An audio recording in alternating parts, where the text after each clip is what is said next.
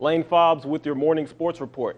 Well, not since Monte Ellis's Lanier team has there been such a following as Callaway High School and their star center Malik Newman, also known as the best prep player in the country. And similar to Monte, Malik brought his traveling rock star show to the Delta over the weekend.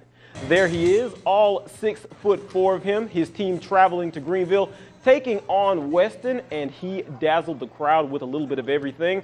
After a Callaway miss, Newman grabs the ball and puts it back up for a nice and one, but he didn't stop there. Duke, Kansas, Kentucky, all the heavy hitters want him, and you can see why. Showing you a little bit of a Kobe Bryant with a running floater to increase the Callaway lead. And don't get him in the open court because, well, he can do that.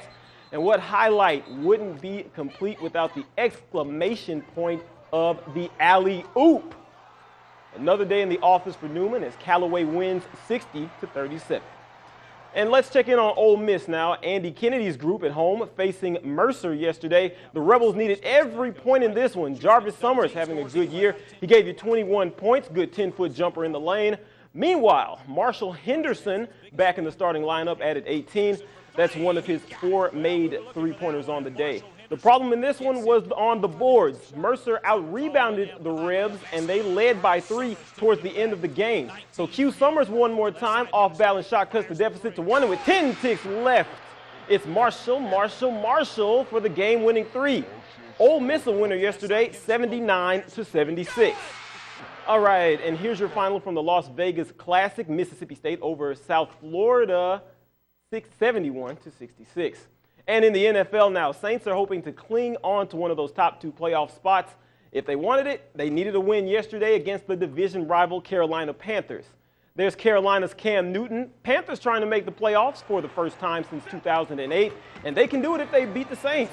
This looks like a good plan. Just before the half, it is D'Angelo Williams' 43-yard touchdown strike as the Panthers go ahead 7-6, but back comes New Orleans. Give Drew Brees an inch, and he can take a mile. That's Jimmy Graham on a 5-yard pass for the score. 73 yards receiving on the day. My fantasy team appreciates that. Saints led this one with just over 20 seconds left in the game, but Slam Newton stands tall in the pocket and hits Dominique Hickson for the game winner. Saints fall 17-13. They lose their lead in the NFC South, and all 4 of their losses have come on the road. And Cowboy fans, I don't know how you can stay sane in December. They always seem to mess it up this time of year. Let's see what emotional strings they tugged at yesterday facing the Redskins. Second quarter, Tony Romo behind some great protection locates Des Bryant, fresh off of his early exit last week against the Packers. But it's December, and you know the Cowboys always have to make it interesting. In the third quarter, Alfred Morris gives Washington the lead. So it's time to see if Romo has a fourth quarter comeback in him. He scrambles, going to be able to buy some time, and he slings it out to DeMarco Murray.